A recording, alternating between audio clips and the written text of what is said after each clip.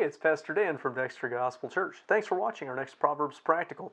Our previous video warned us or urged us to avoid conflict and controversy when we can, noting that it's a mark of strength and honor not to fight even more often than it is to win a fight. This next verse warns about the behavior and consequences of laziness. So we're in Proverbs chapter 20 and verse 4. Proverbs 20 verse 4 says, "The sluggard will not plow by reason of the cold. Therefore shall he beg in harvest and have nothing." So the sluggard, that is a lazy person. This is the third time since verse 15 of the last chapter that we've looked at laziness. This time Solomon is looking out in the spring at the farmers preparing their fields. After all, he came from a farming family. And, well, you don't wait until it's summer warm to prepare your fields for planting. You have to prepare the fields so you can sow on schedule, so you can reap on schedule before it's too late. If you plow too late, you'll miss the growing season. But the plowing is being done on the tail end of winter and in spring. The weather isn't warm yet all the time. Depending on where you live, you might be dealing with the early rains, so it's not just chilly in the air, it's also wet. And there's not much more miserable than working outside when it's cold and wet.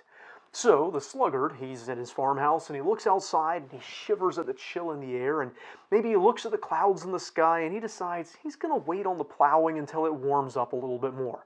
It's hard work and that's bad enough, but it's uncomfortable work. So he isn't going to do it until it gets more comfortable. And what's the outcome?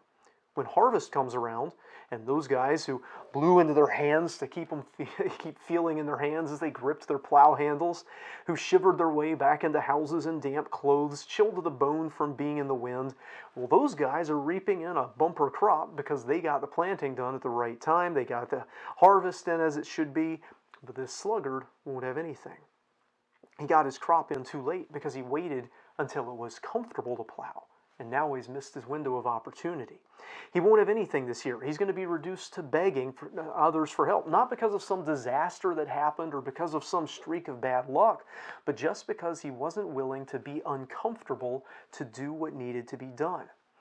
There are a lot of things in life that aren't comfortable, but are necessary. We unquestionably have the ability to do them, but it'll hurt, it'll ache, it'll be hard, it'll be frightening. And then we have a choice. Will we choose comfort now and poverty later, or discomfort now and prosperity later? In both wrestling and jiu-jitsu, there's a saying that to be successful, you have to get comfortable being uncomfortable. You have to know the line at which it's just uncomfortable. It's hard to breathe, but it's still possible. It hurts, but you're not being injured. And you have to be willing to stay on the uncomfortable side of that line and live there and be okay there. The person who quits, not because they couldn't do it, but because it was uncomfortable or hard to do it, rarely wins. This is still true financially and economically. Working hard and efficiently early in life makes things a lot more prosperous and easier later in life. It's true spiritually. Those who develop the discipline to study their Bible and pray despite the difficulty tend to grow spiritually.